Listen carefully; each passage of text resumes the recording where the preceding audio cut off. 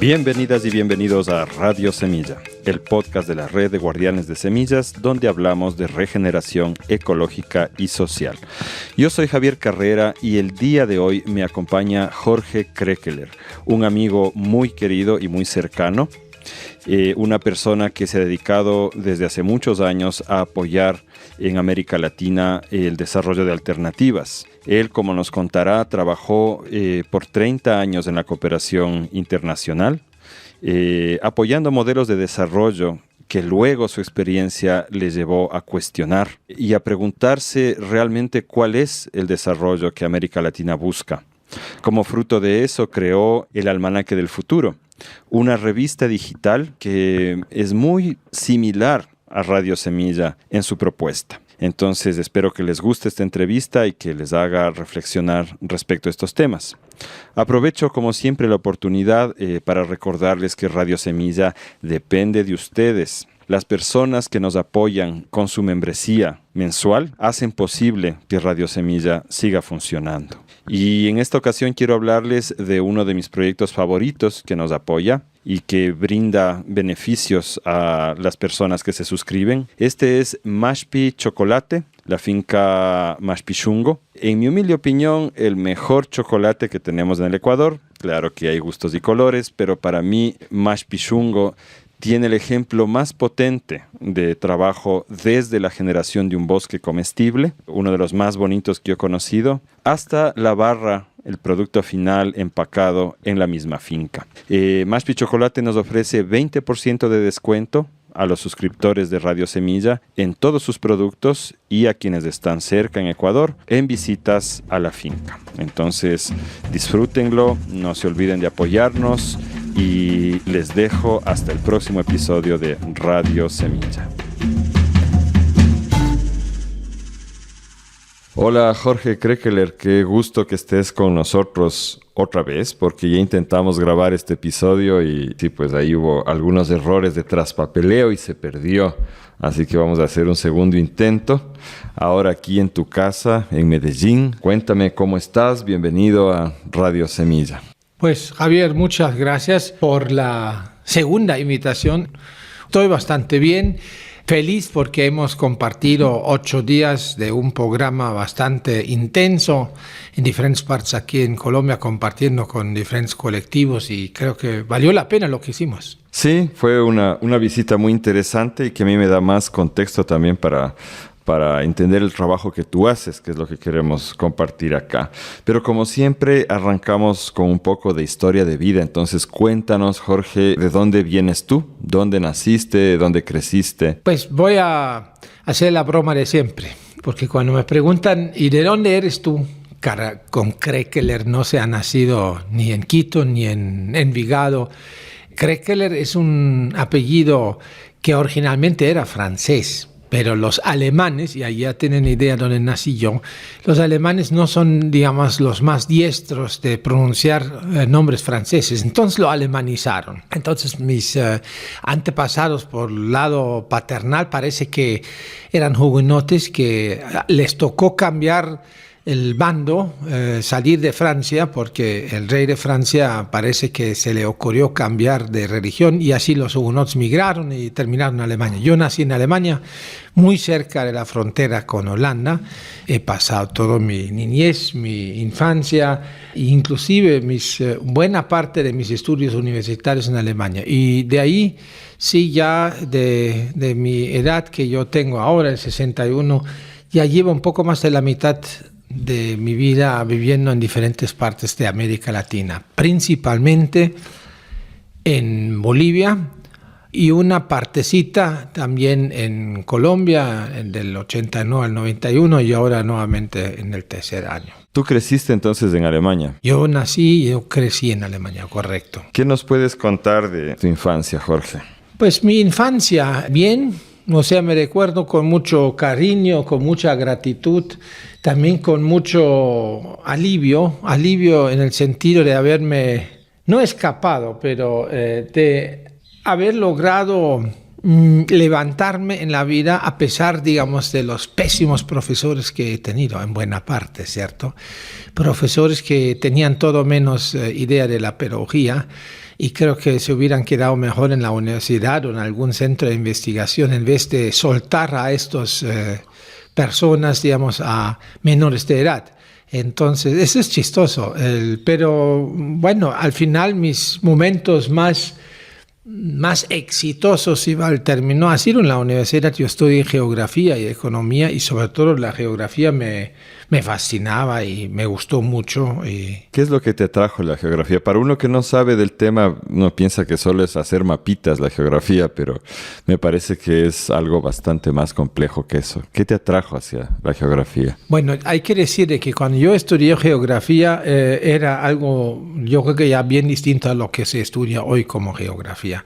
Lo de las mapitas, lo que tú mencionaste, en el caso nuestro, sí era verdad. Nosotros todavía hemos aprendido con tinta, con mucha exactitud, inclusive dibujar en la cartografía cartas. Hoy en día eso es obsoleto, todo eso está digitalizado, pero nosotros sí estuvimos todavía. Pero obviamente eso no ocupaba mucho espacio. La geografía, y en eso creo que no ha cambiado mucho. La geografía es de pronto una materia multifacético y multidisciplinario. Se sabe de todo un poco y pues casi hubiera dicho de nada mucho, ¿no? Además estoy convencido de que la universidad, en el caso mío, me sirvió para después lanzarme a esta piscina que lo llamaría la vida, ¿no?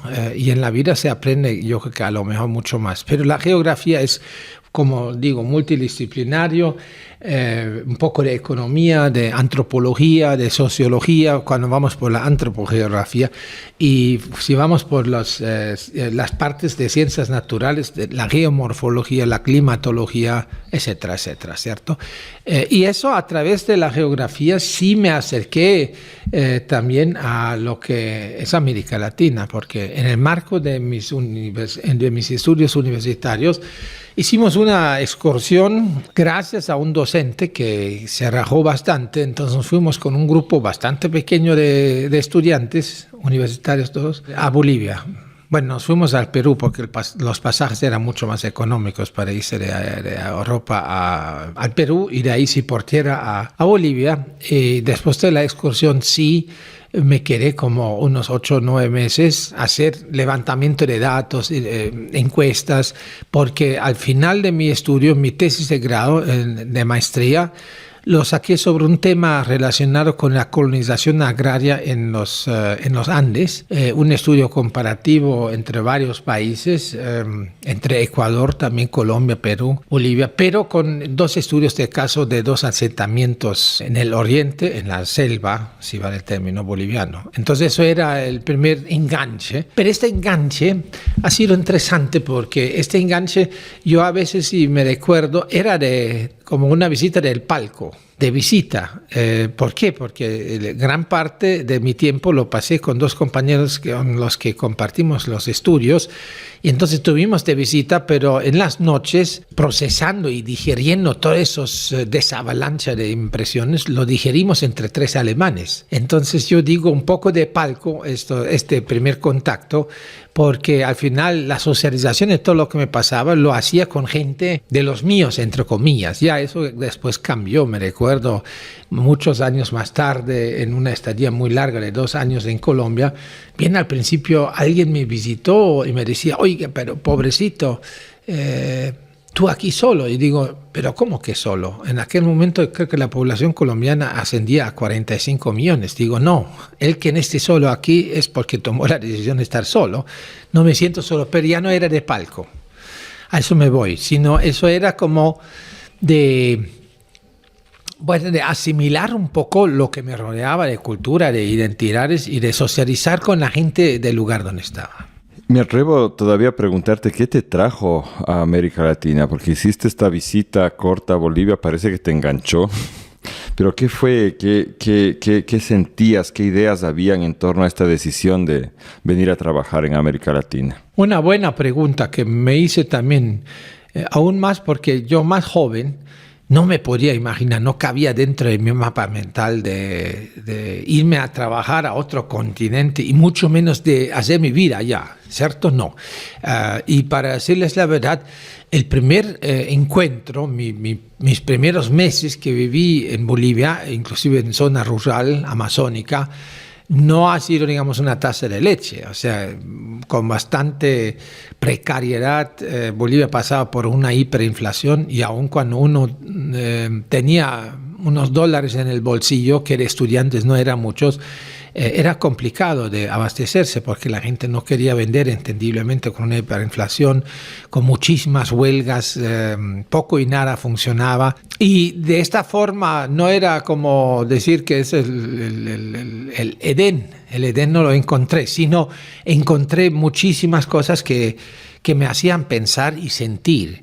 Pero lo que percibí también es que estando lejos, digamos, de la tierra donde yo nací, uno empieza a indagar y a ver también la tierra que lo vio nacer a uno con ojos distintos y empieza realmente a cuestionar muchísimas cosas. Cuestionar en el sentido neutral, pero de hacerse preguntas sobre cosas que nunca se cuestionaba cuando uno vivía tranquilamente, digamos, en el contexto donde habías nacido. Todavía lo recuerdas, me imagino. Sí, claro. ¿Cuáles fueron esos cuestionamientos? Recuerdo muchísimas cosas. Era un viaje, creo que de La Paz a Oruro, o de Oruro a Potosí, en la parte andina, altiplánica de Bolivia, y donde nosotros viajábamos en camiones, ¿sí? Sí existían flotas, pero nosotros todavía como medio aventureros, con mochila, nosotros viajábamos atrás en los camiones y eso lo hacía muchísima gente.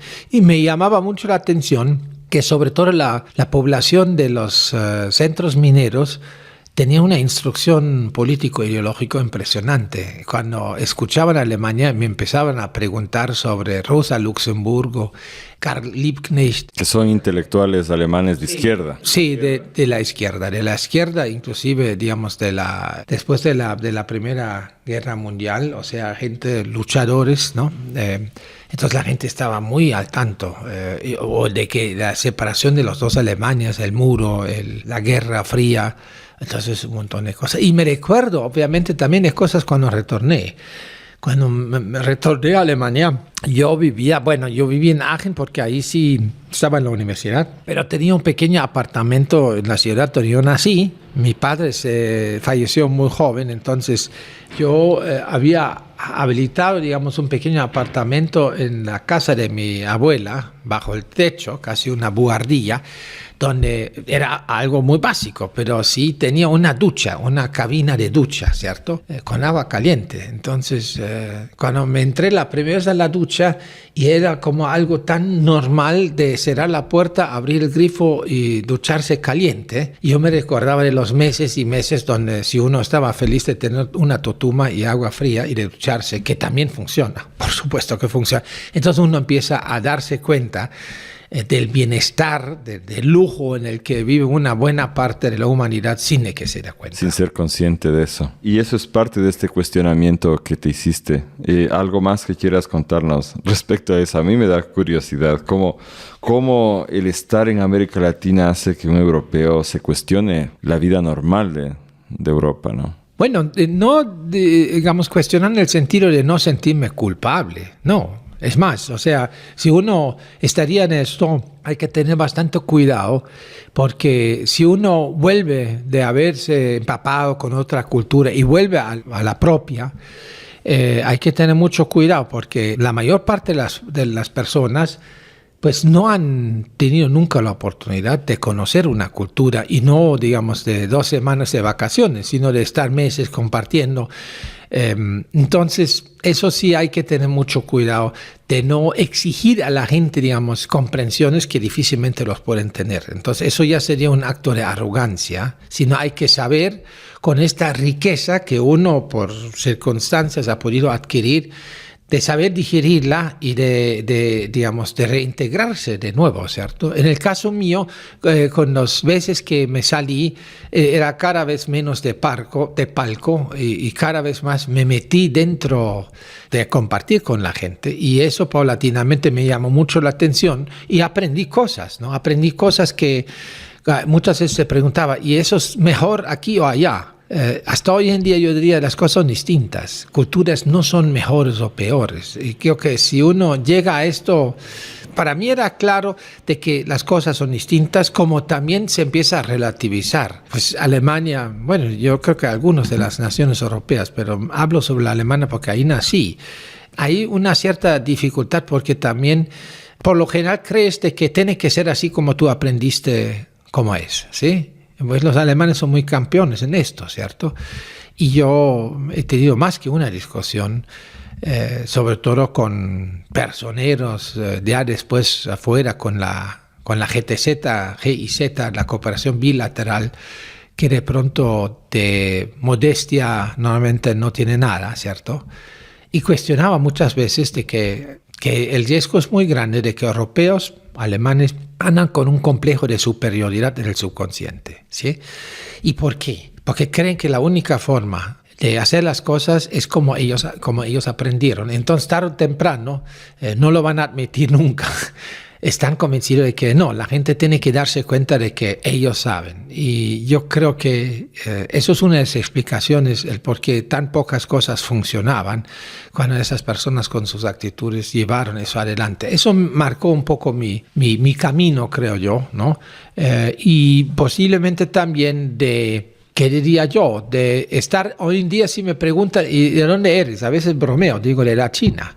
Y me dice, pero usted de la China, ¿qué? Entonces digo, yo nací 2 veces, ¿sí? Digo, y no estoy drogado, ni mucho menos. Eso de pronto es una forma, yo creo que había nacido la forma cárnica cuando nací en Alemania, pero nací una segunda vez, así lo diría, por el hecho de que yo sentí de que me empezaba a desenvolver en toda mi personalidad de una forma distinta a como me desempeñaba hasta entonces. Y eso yo creo que tiene mucho que ver con las circunstancias que han cambiado, la emocionalidad. En eso obviamente jugó un papel música, baile, muchas cosas que al final sino me di cuenta que ni chicha ni limonada. Entonces yo dije, claro, que yo nací en Alemania y soy tan alemán como los años que he acumulado de no estar en Alemania. Entonces estás al final sentado entre 2 sillas. O sea, yo normalmente prefiero quedarme de pie, ¿no?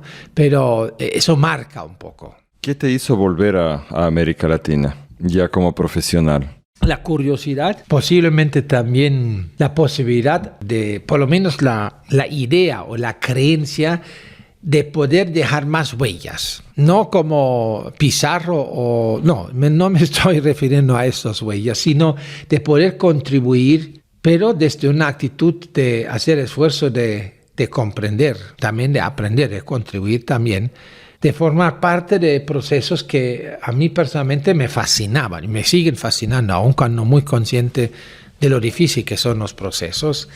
Y eso creo que me movía el piso. Y después de años que trabajé en Alemania en una entidad de la cooperación, inclusive con un cargo relativamente, interesante, si uno dice el poder es interesante. A mí hoy en día el poder no me llama mucho la atención, ¿cierto?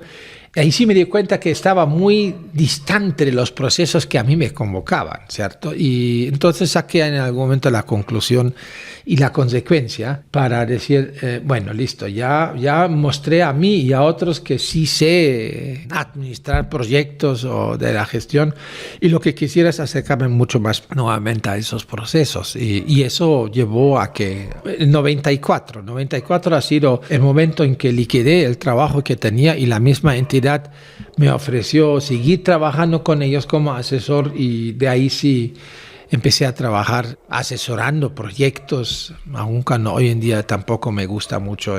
Yo hablaría más bien de aprendizajes y también de compartir. En Bolivia, en Perú, en el Ecuador, en Venezuela, y posteriormente sí, también desempeñándome en diferentes consultorías de elaboración o colaborar en la elaboración de planes estratégicos hasta a nivel continental, etcétera, etcétera. Cuéntanos un poco de Santa Cruz. ¿Cómo es para los que no conocen? ¿Qué es Santa Cruz de la Sierra, que suena como que está muy arriba en las montañas?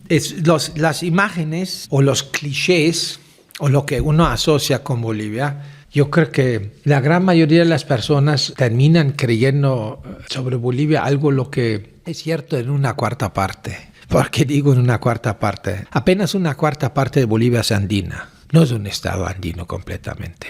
3/4 partes del territorio no es andino, no es alto, es amazónico, y tú tienes un corredor, digamos, de traspaso, y en el sur del oriente tienes el Chaco, que es una zona semidesértica, ¿no? Y de los 36 naciones indígenas, más de 30 viven en las tierras bajas. Solamente numéricamente sí, obviamente son los pueblos andinos, ante todo quechuas y aymaras, urus, los que inclusive en términos numéricos equivale a mucho más que la mitad de la población, ¿sí? Santa Cruz de la Sierra, es un poco infeliz el nombre, y el nombre se debe al fundador de Santa Cruz de la Sierra, Ñuflo de Chávez, un señor que se dedicaba a la colonización junto con los españoles, y su pueblo natal en la Extremadura se llama Santa Cruz de la Sierra, que está a más de 1000 metros de altura. Santa Cruz de la Sierra en Bolivia tiene 350 metros de altura y se encuentra en el centro del subcontinente suramericano. En el centro del continente.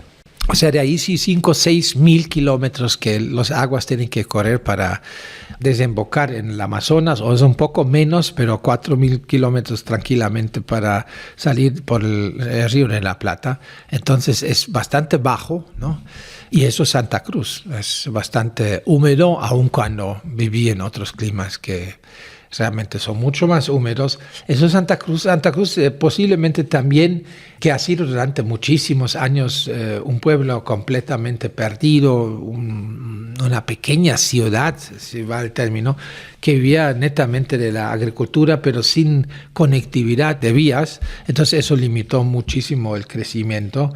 Pero si eso cambió después, Santa Cruz hoy en día creo que es el municipio con la mayor población como municipio en Bolivia, más de 2 millones de habitantes, con un crecimiento vertiginoso. Y lo que sucede siempre en esas ciudades, en el caso del Ecuador se me ocurre Santo Domingo de los Táchilas, que antes han sido unos pueblitos que se encontraban donde cruzaban vías muy importantes, entonces empiezan a crecer, pero esas ciudades tienen algo en común, no tienen identidad. Sí, porque es como resultado de mucha migración de personas de todos lados. Y lo otro de esas ciudades que asimilan muy rápido todo lo que viene de afuera porque creen que es moderno, que es chic, que es high, en desmedro de una identidad propia, que sí en el caso de Santa Cruz, en el departamento de Santa Cruz sí se encuentra, pero en la ciudad no tanto.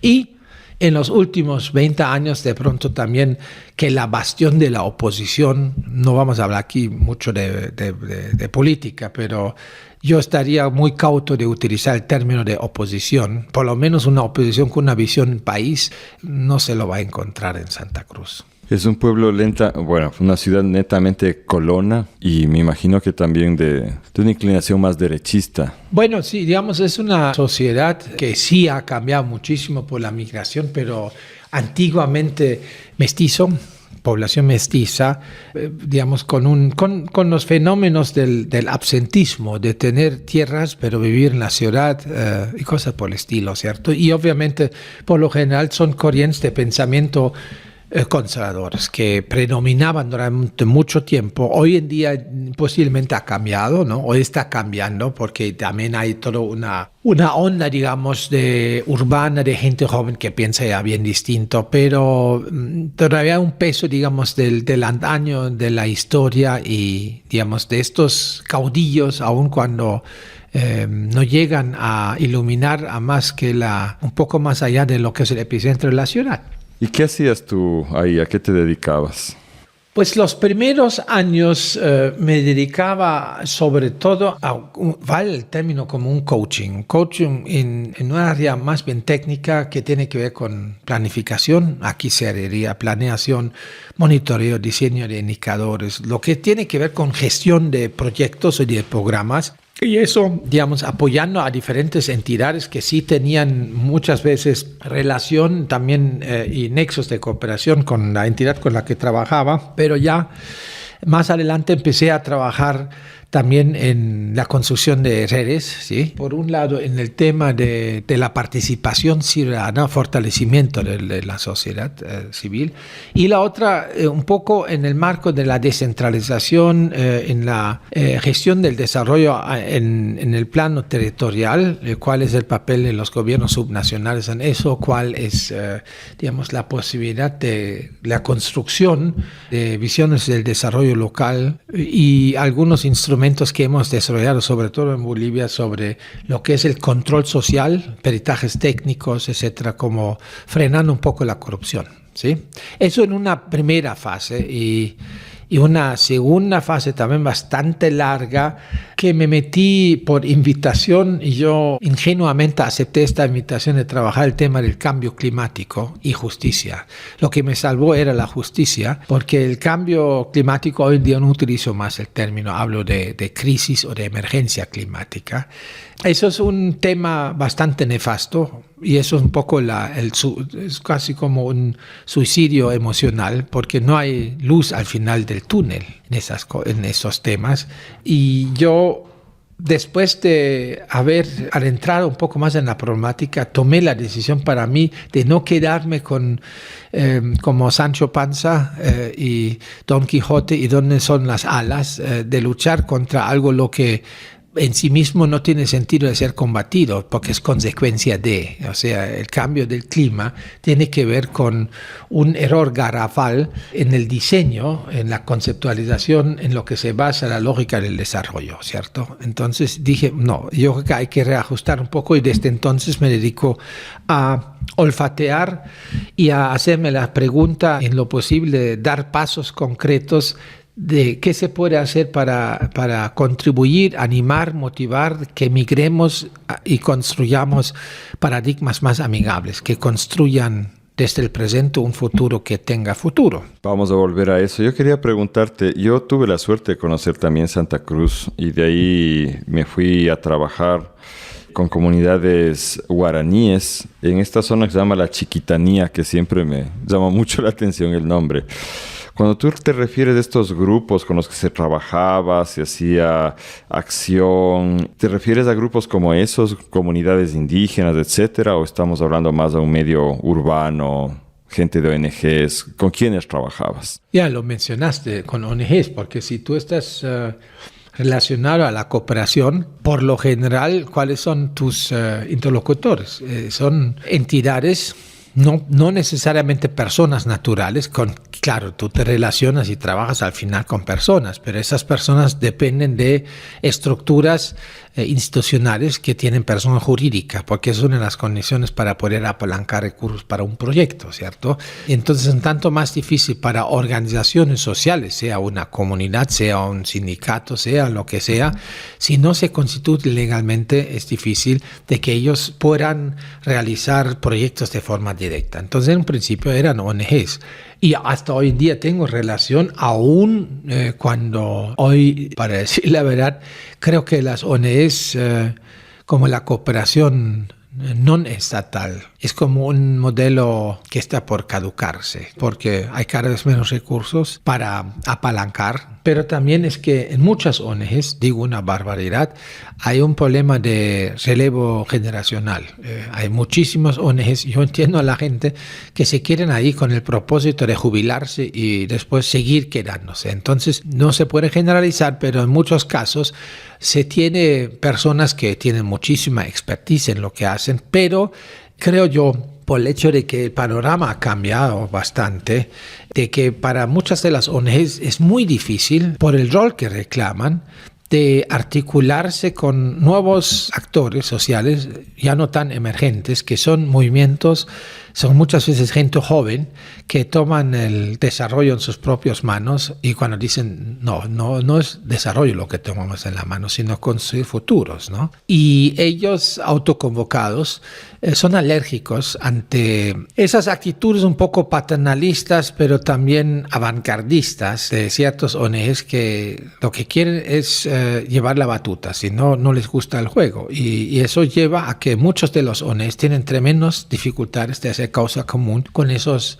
actores emergentes. Hay excepciones, y eso lo he visto en los últimos años cuando trabajaba todavía en Bolivia, desde Santa Cruz, donde hay ONGs que lograron este salto, pero no han sido muchos, ¿no? Entonces, trabajé más a nivel rural, pero también a nivel urbano, con diferentes estructuras y con grupos metas, llámese población originaria, indígena, población campesina, hombres, mujeres, con jóvenes, población urbana, que en un principio podrías decir con grupos vulnerables dentro de la estructura societal. Yo me atrevo a subir un poco el tono de esto y preguntarte, en balance, ¿cómo ves tú el accionar de esas ONGs? ¿Lo ves como positivo?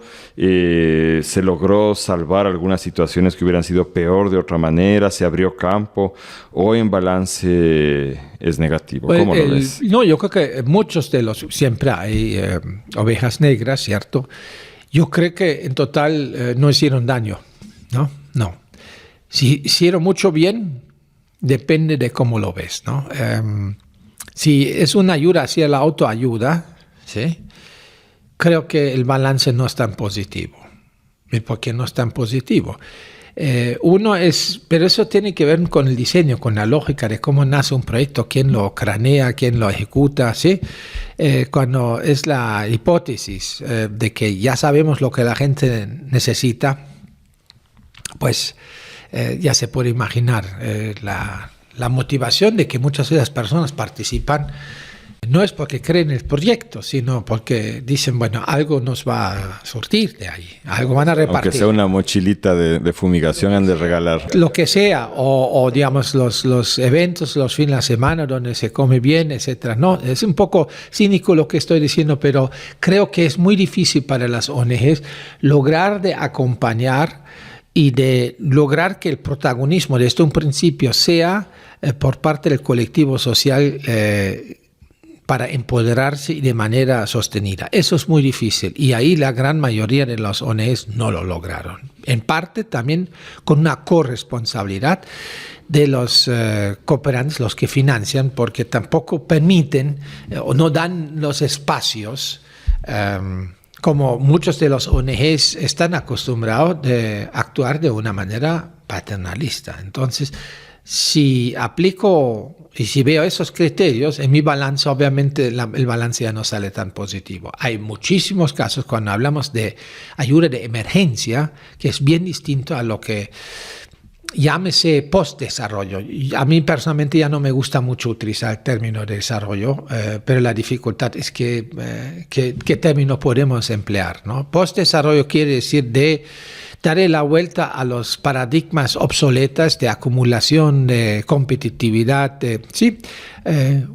y abandonar un poco esta lógica de ganar-perder, ¿sí? Sino de buscar win-win, pero win-win no en una lógica mercantilista, sino decir donde al final todos ganamos. Y en los proyectos lo más importante es la capacidad de proyectarse por cuenta propia hacia el futuro por parte de la población destinataria y no entrar en una dependencia al próximo proyecto. Entiendo. Y de lo que dices, yo resumo y rescato esta idea de que en realidad la gente confrontada a sus problemas reales en sus territorios empieza a generar respuestas.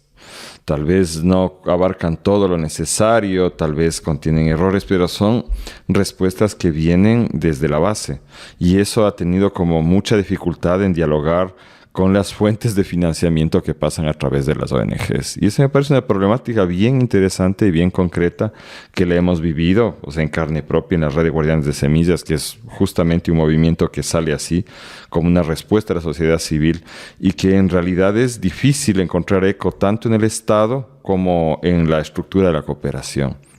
Sin embargo, hay excepciones, ¿no? Sí, siempre hay alguna excepción que se logra montar ahí. Entonces, tú estuviste trabajando ¿cuántos años en este rol que nos cuentas?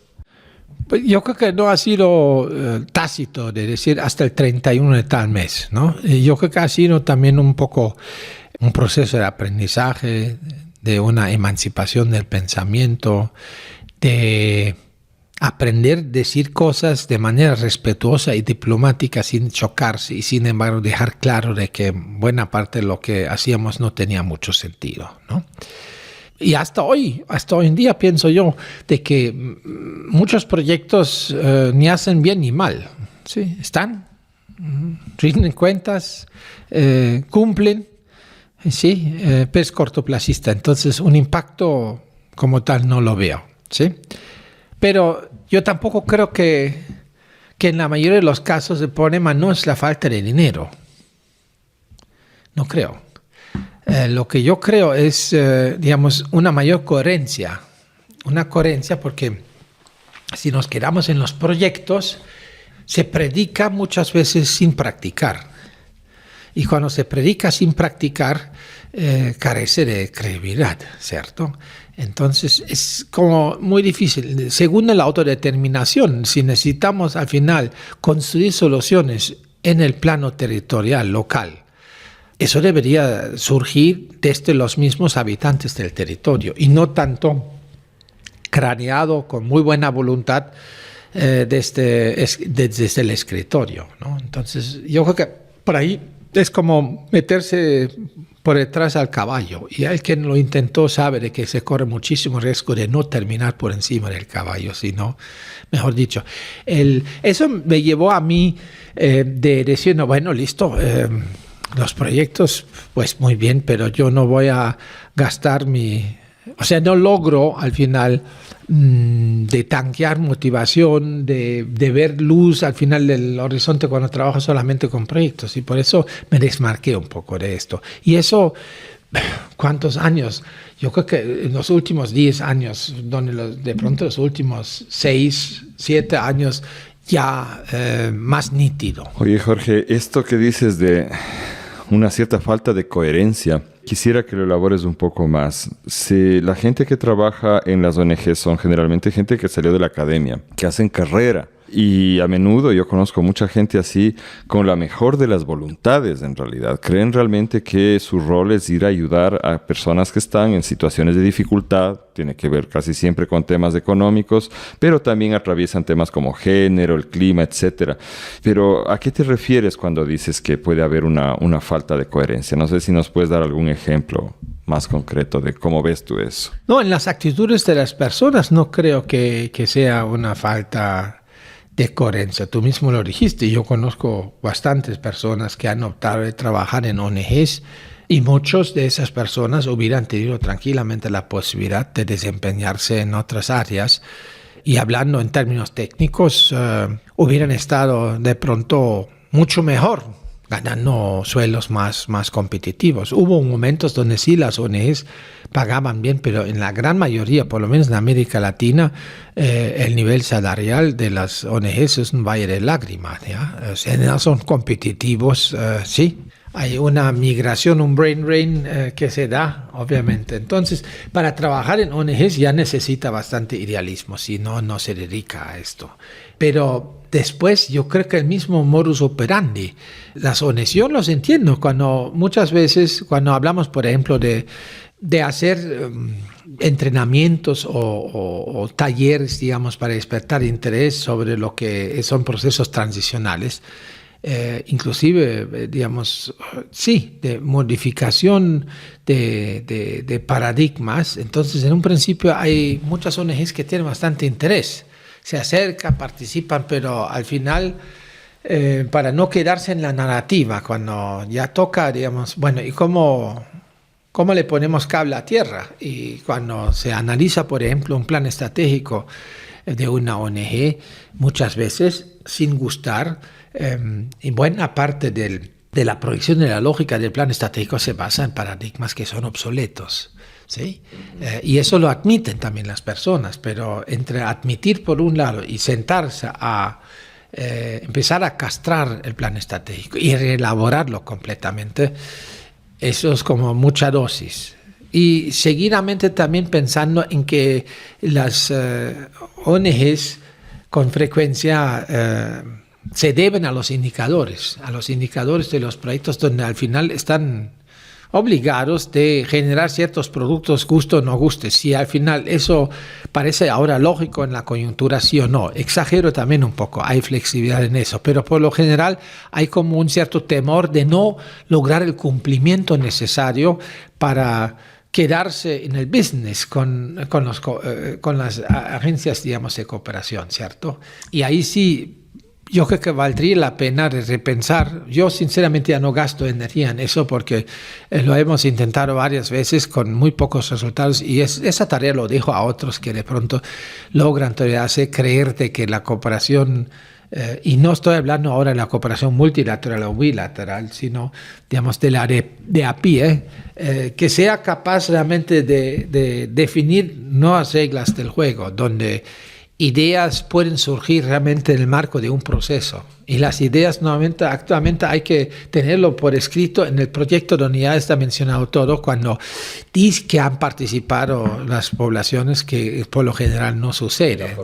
En la formulación, por ejemplo, de trabajar o de querer realmente apoyar a pueblos originarios, el formato de proyecto es tóxico, hace daño, eso está comprobado. Y eso está comprobado hace 30 años. ¿Y qué ha cambiado en el procedimiento? Nada. Tú eres una voz disruptiva dentro de este mundo. Y a mí, yo te digo desde como yo te he visto desde fuera, y quizá me equivoque, pero es notable porque no tienes pelos en la lengua el rato de hablar de estas cosas directamente con los organismos de cooperación. Pero es interesante porque encuentras eco ahí, te escuchan, valoran tu opinión disruptiva. Yo me imagino que es porque saben que deben cuestionarse también un poco lo que están haciendo. Pero dentro de eso, ¿cuáles son estos paradigmas que tú mencionas?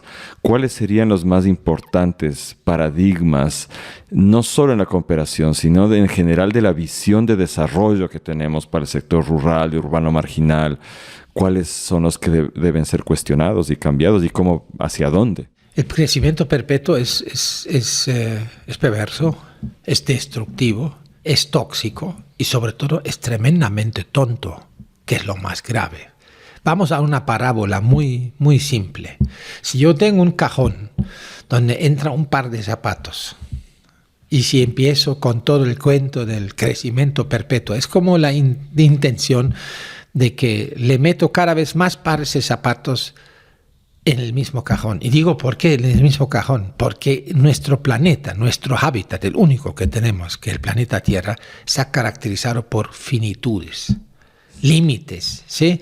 En cuanto a los límites, inclusive en la dimensión de tiempo, de dejar tiempo de regeneración. Y eso es uno de los grandes temas, lo que no estamos cumpliendo, ¿cierto?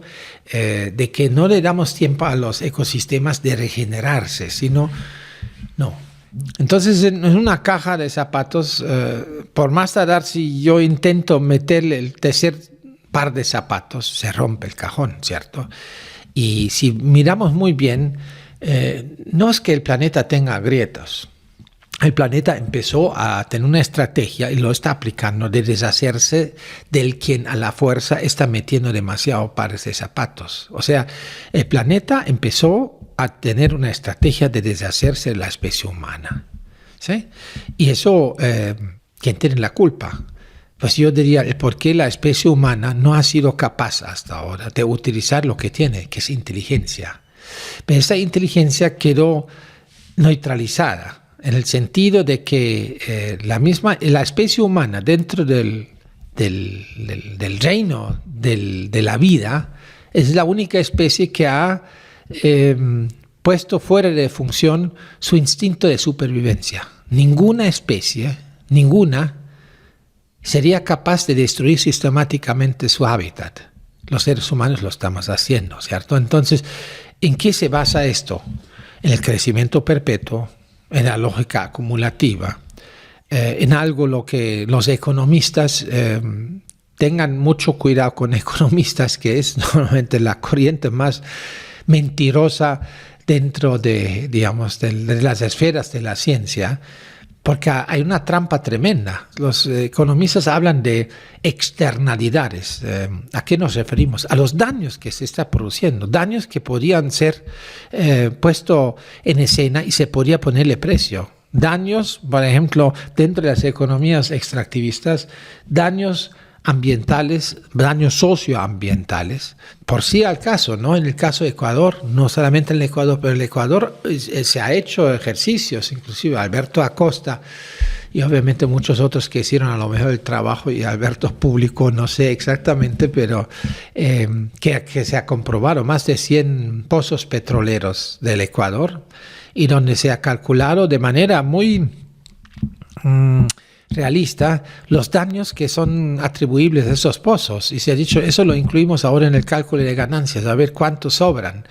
Ecuador se quedó con menos de 5 pozos rentables, el resto está generando pérdida, y así podíamos irnos a los emprendimientos mineros, hidrocarburíferos, turísticos, agrarios, agroindustriales, lo que ustedes quieran. Eso sí, me hiciste acuerdo justo de algo que he estado pensando últimamente.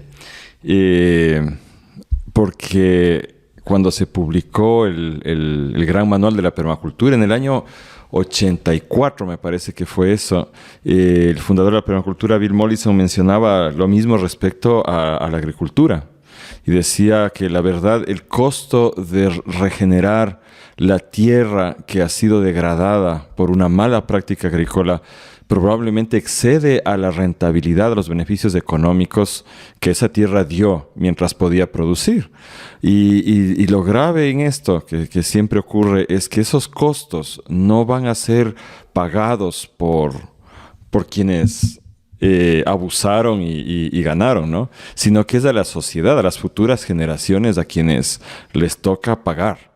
Porque nos toca pagar. Todo ese daño que se ha hecho en la Amazonía, por ejemplo, el daño que hace la minería, a la final hay gente que lo paga, pero no es la gente que lucró de ahí. Son malos negocios porque se pierde. Al final no se gana, aparentemente se gana cuando se pierde. Y se pierde de una manera existencial, ¿cierto? Lo que necesitamos es lógicas donde se ganan todos esos involucrados, pero ante todo nuestro hábitat. Es como nuestro hábitat, como a modo de una broma, de un chiste. Es como si nosotros como humanidad vivimos en un inquilinato. Inquilinato, estamos arrendatarios. Sí, estamos arrendando un apartamento y nos han advertido por última vez de que con una rumba más salimos a la calle. ¿Y en qué estamos? Estamos pensando en la próxima rumba. Esto es un poco como una escena de ubicarnos en qué estamos como humanidad. Y ahora, obviamente, no estoy diciendo de que la culpabilidad de todo aquello, por lo menos somos cómplices, ¿no? Cómplices en el sentido, o no sabíamos, o de pronto sabemos, pero tampoco se nos ocurre de poder hacer algo, o que posiblemente empezamos a decir, bueno, en esas esferas, digamos, a nivel planetario de cambiar algo, eso es muy difícil, pero es más difícil cuando no se empieza en un nivel local, y ahí está cada uno invitado a empezar. Jorge, es muy común que se hable de esta actitud de rumba con nuestro futuro en un mundo con límites. Se suele hablar mucho de esto en torno al afán de lucro de las empresas, pero no es muy común mencionar este tema hablando del rol del Estado y de la cooperación de las ONGs, el momento en que tratan de hacer esta ayuda al desarrollo. Eso me parece interesante, lo que tú nos dices de que están en el mismo paradigma. Es decir, aunque están tratando de ayudar, sin embargo, están tratando de ayudar en este contexto y como con esta idea de que el campesino pobre pueda llegar a competir en el mercado para poder acceder a los mismos beneficios que tiene, por ejemplo, Europa, porque nos vamos a desarrollar. Y lo que tú estás planteando es una crítica a eso, justamente.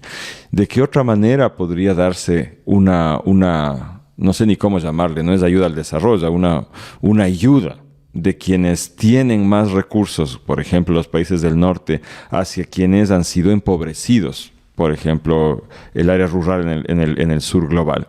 ¿Tú tienes alguna visión al respecto? ¿Cómo debería cambiarse ese paradigma para que exista realmente un apoyo a un crecimiento real de la gente, hacia una búsqueda de bienestar de la gente?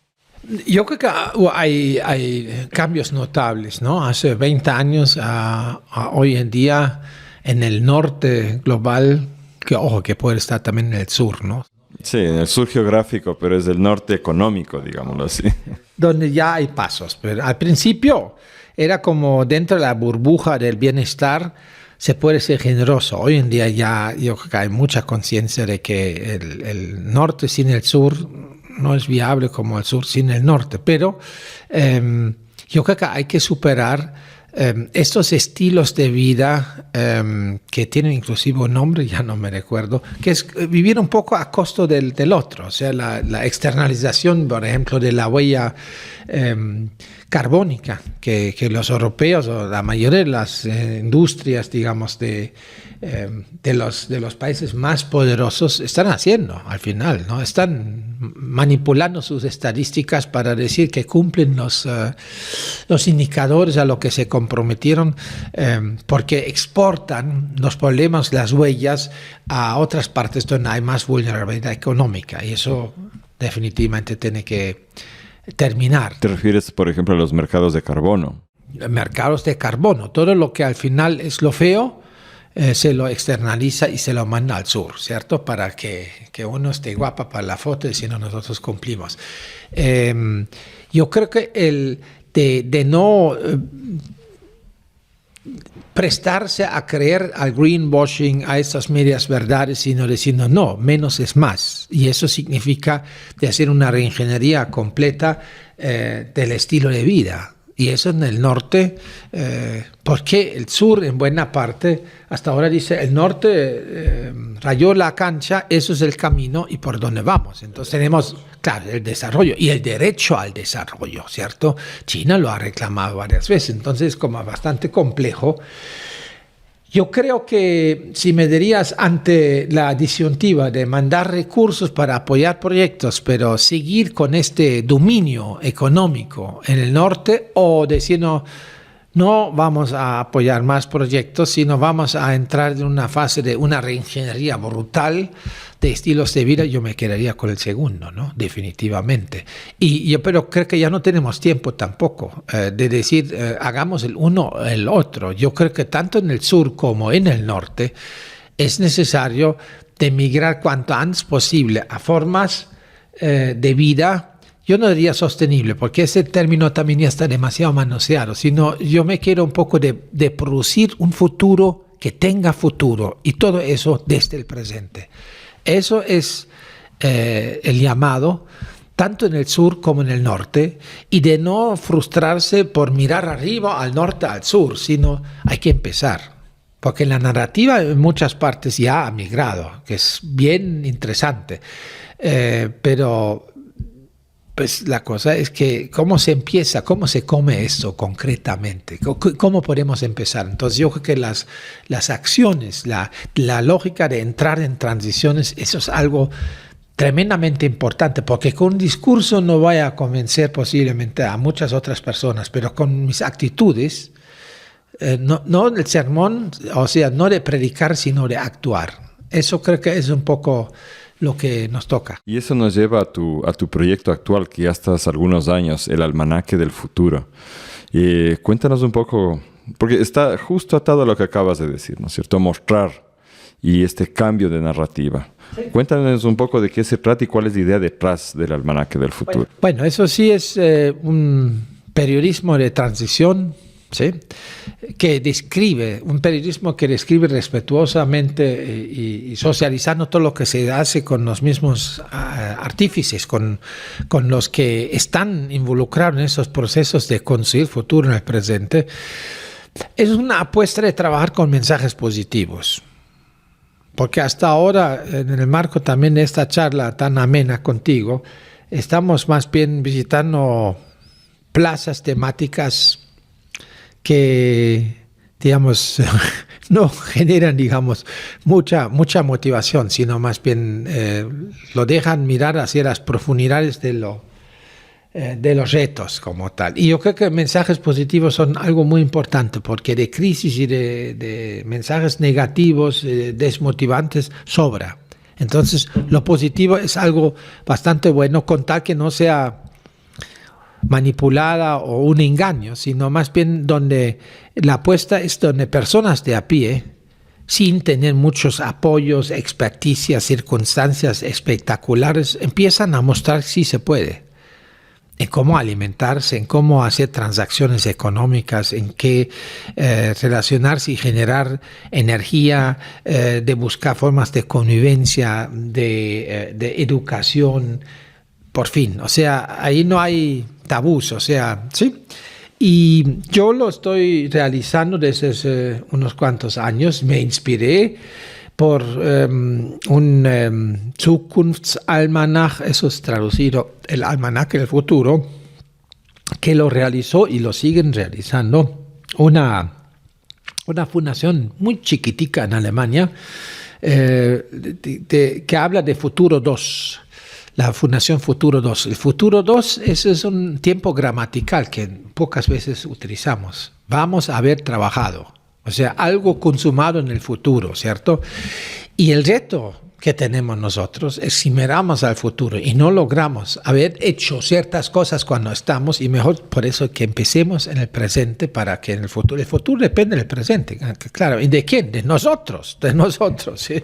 Nosotras y de nosotros, para que nadie se sienta ahí excluido, sino todos invitados. Eso es la apuesta, me inspiré. Y esas son historias verídicas que son radiografías paradigmáticas sobre procesos de construcción social, ¿cierto? Y eso lo empecé a buscar, identificar a nivel andino, Perú, Colombia, Ecuador, Bolivia. Y hay una experiencia también de México. La idea también es de proyectarlo un poco también hacia América Central, con el propósito de sembrar esperanza y motivación.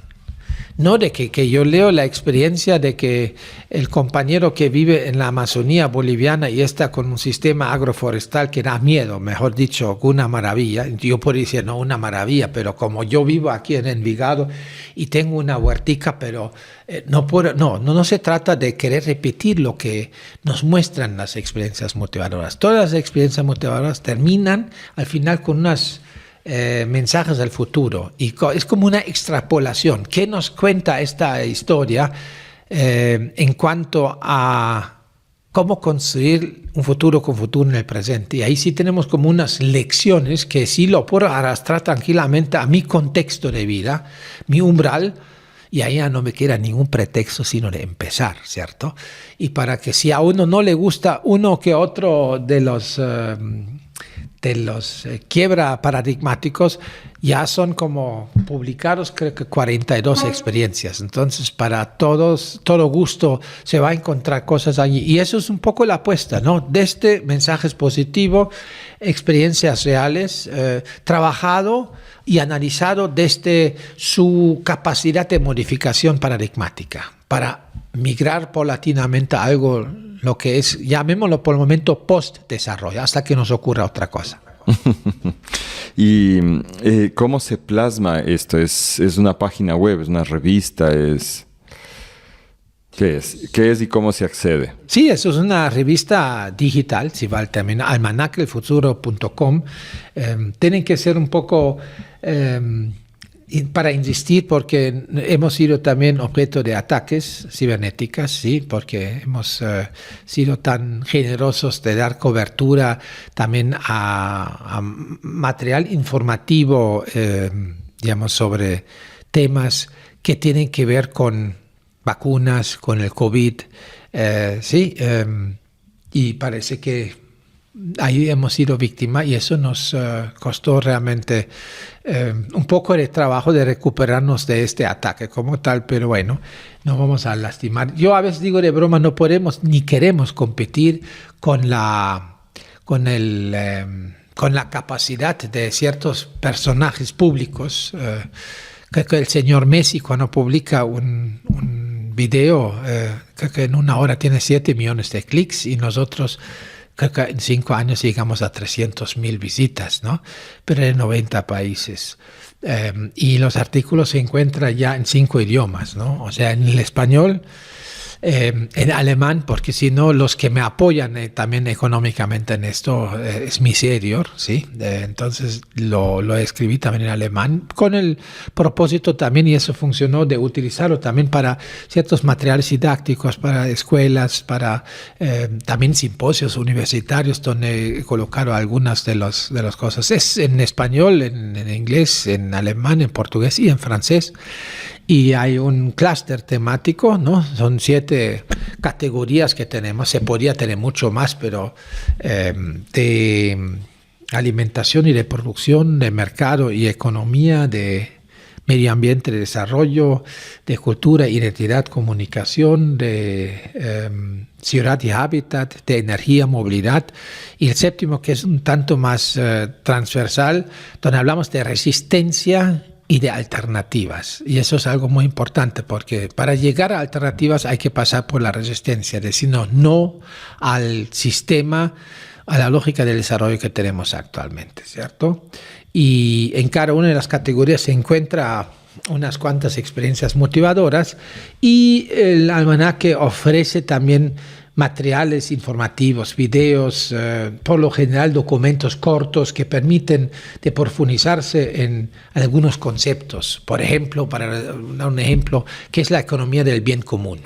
Entonces ahí sí, en la rúbrica número 3 se encuentra no solamente bien común, se encuentra también otros conceptos más.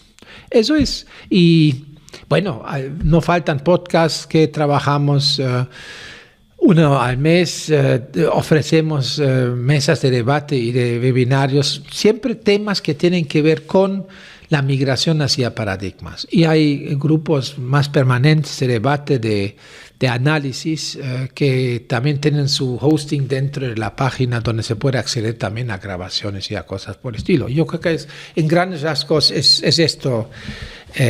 Cursos también, a pesar de que no con mucha frecuencia. Ahora estamos por arrancar de nuevo en alianza con la Universidad San Gil de Colombia y con el Centro de Estudios Superiores de la Universidad San Simón, desde la Universidad Pública de Cochabamba. Arrancamos con un segundo curso sobre altereconomías.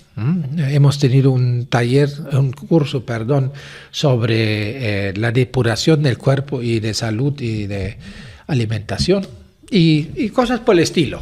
Nos estamos moviendo lo más que se puede. ¿Y el acceso a todos estos materiales y recursos es gratuito? Es gratuito. La única condición es tener interés de entrar y de verlo y de difundirlo también, ¿cierto? De estas, yo ahorita estoy viendo el website y me encuentro con nombres bonitos como El Mercado es el Vecindario, Hilando con Dignidad.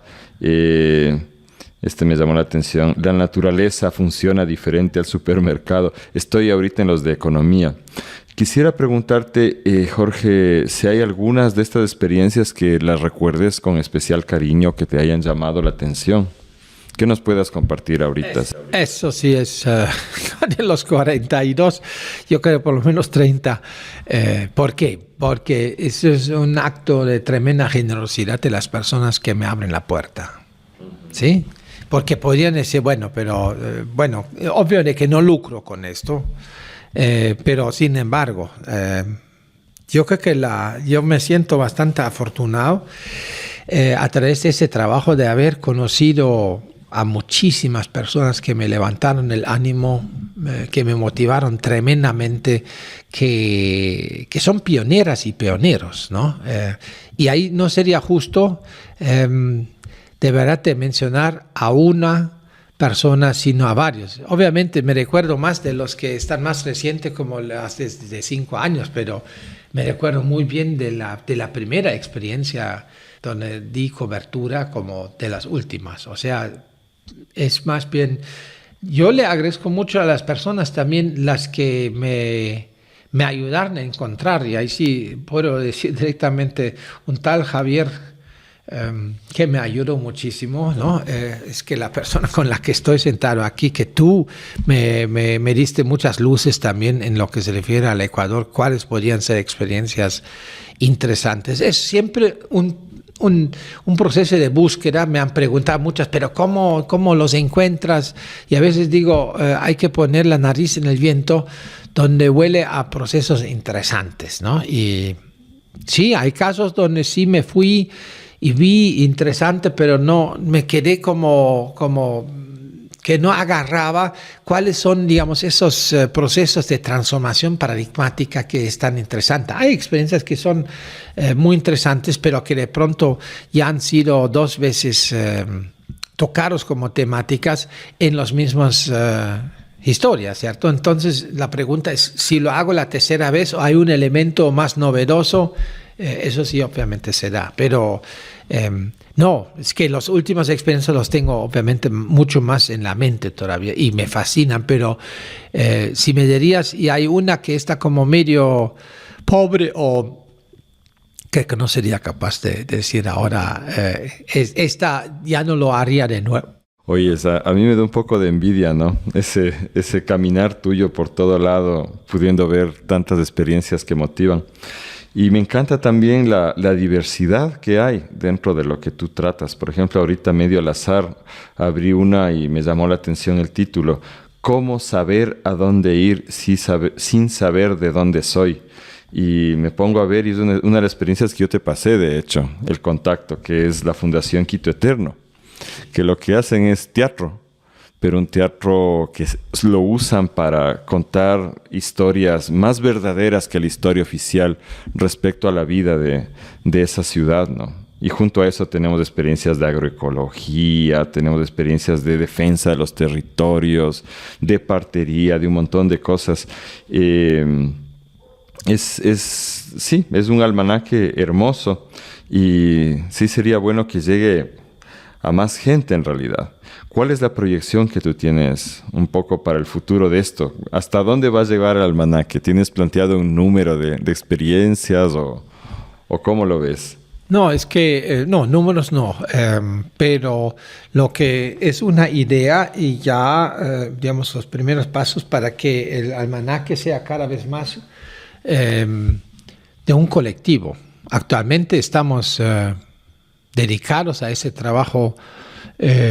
Una persona que me ayuda en la comunicación y trabaja medio tiempo, yo trabajo full, y después todos son apoyaturas solidarias, reciben algo de paga, pero es más simbólico que otra cosa, ¿cierto? Pero la idea es de que eso no depende solamente de Jorge Krekeler, sino que crezca y que sea nutrido por una pequeña colectividad de personas. Y ahí sí se me ocurrió de crear algo, lo que yo llamo consejo de complicidad.